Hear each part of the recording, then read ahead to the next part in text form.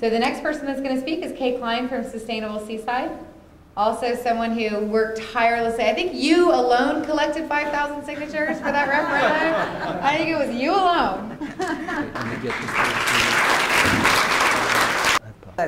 I had these incredible teams. I had people taking petitions out of my hand and bringing them back to me, and then I'd go out to the Marina Equestrian Center and hand them off to Margaret. And it was very exciting, and it was because everybody stepped forward that we really could gather so many signatures. Thank you. So I just wanted to say that I'm a 23-year resident of Seaside, and I'm a leader of Sustainable Seaside for 4 years. And our organization is one of 8, which are all part of Communities for Sustainable Monterey County. And we are very concerned about the quality of life in our communities, especially as we look at worldwide resource depletion and climate change. All of our groups are governed by 2 documents, the Urban Environmental Accords and the United States Mayor's Climate Protection Agreement. So this is from the Urban Environmental Accords, Action 8 under Urban Planning. You can see how this fits very well with Fort Ord, and why we would be passionate about working with Fort Ord, having this as our guidance. So it has open space systems. Now then, this next slide is the same document, but this is under urban nature, urban parks, habitat restoration, and wildlife. And we have 3 sections pertaining to open space and habitat protection. Then the mayor's agreement, similar document, a little bit different. And this is especially notice number 2 from the mayor's protection agreement, which encapsulates our policies. Adopt and enforce land use policies that reduce sprawl, preserve open space, and create compact, walkable urban communities. So we're just going to leave that slide up. I unfortunately don't have more slides for you. But following these guiding documents, we were thrilled to work towards having 14,851 acres of Fort Ord land become the latest United States National Monument. And to know that this area with its unique habitat will be protected in perpetuity. This national designation means that many more people will be attracted to our area.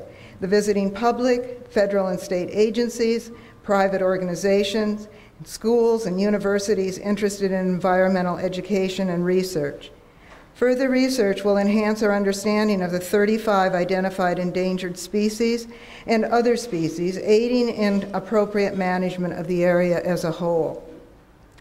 Recent research by Headwater Economics on the economic contributions of national monuments in the West, those which were created in the last 20 years, which were a total of 17 monuments, found that adjacent economies grew once a national monument was established. New jobs were added and per capita income increased in every single case.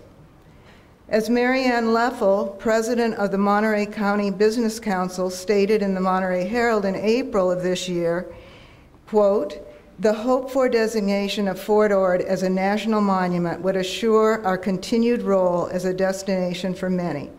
By protecting this historic place, we can make certain generations from now visitors will continue to make this area a frequent destination, investing in our economy and creating local jobs." Now, some people will often say, you know, you've already got half the land set aside as a national monument. How much do you want? Well, we in Seaside know that the entry to a national monument is extremely important. So we want the Seaside City Council to consider carefully Seaside's role as a gateway city to the national monument. How will we promote access to this amazing property? Will we plan for a visitor center and amenities? Do we want a 1-mile horse racing track, a covered arena seating 6,500 people, acres of parking, 1,500 homes, and a possible casino to be adjacent to our city and next to a university? Seaside definitely needs jobs and development. Yesterday I walked Broadway from Noche Buena to Del Monte and found that out of 100 businesses, 19 had vacated. That's 1/5 of our businesses out of business. We are not the only city with this problem. Look at the empty homes and businesses across the peninsula and across the country. We must find ways to move forward, but right now we do not need to be building more homes in outlying areas. Check out Pasadena, Tehama, and Santa Lucia Reserve. Nothing is selling there. Our Seaside Chamber of Commerce is promoting a design plan for West Broadway Urban Village, a concept of infill and walkability recommended by many to be the best future design for our cities. Infill is a concept that would work well at Fort Ord as well. Build on urbanized, blighted areas and leave the natural lands.